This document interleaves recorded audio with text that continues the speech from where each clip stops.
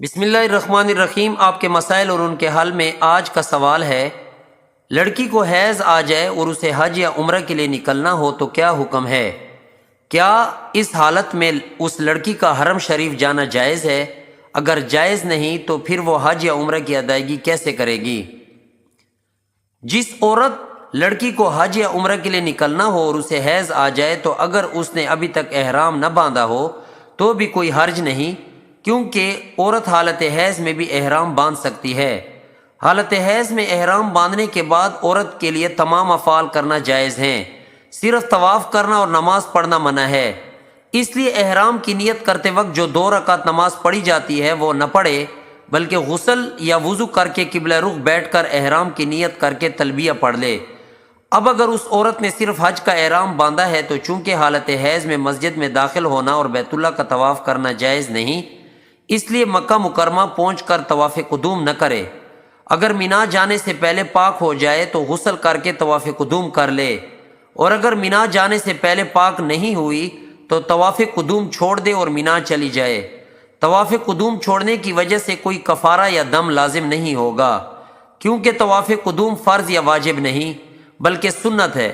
البتہ 10 ذی الحجہ سے 12 ذی الحجہ کا سورج غروب ہونے سے پہلے جو طواف کیا جاتا ہے، جس کو طواف زیارت کہتے ہیں، یہ طواف فرض ہے۔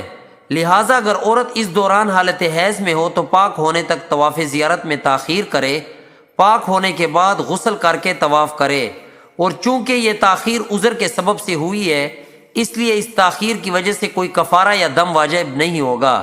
لیکن اگر پاک ہونے تک وہاں رہنے کی اجازت نہیں ملتی یا محرم واپس آ رہا ہے تو ایسی حالت میں طواف زیارت کر لے اور حدود حرم میں ایک بدنہ، اونٹ، گائے یا بھینس ذبح کرے۔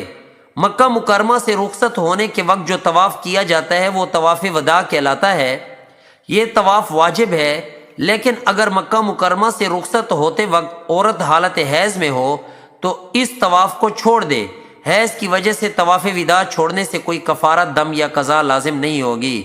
اگر عورت نے حالت حیض میں عمرہ کا احرام باندھا یا احرام باندھنے کے بعد حیض آ گیا، مثلا گھر سے مکہ مکرمہ کے لیے نکلتے وقت حیض تھا اور اسی حالت میں احرام باندھنا پڑا یا احرام باندھنے کے بعد حیض آ گیا، تو مکہ مکرمہ جانے کے بعد پاک ہونے کا انتظار کرے اور پاک ہونے کے بعد غسل کر کے عمرہ کر لے۔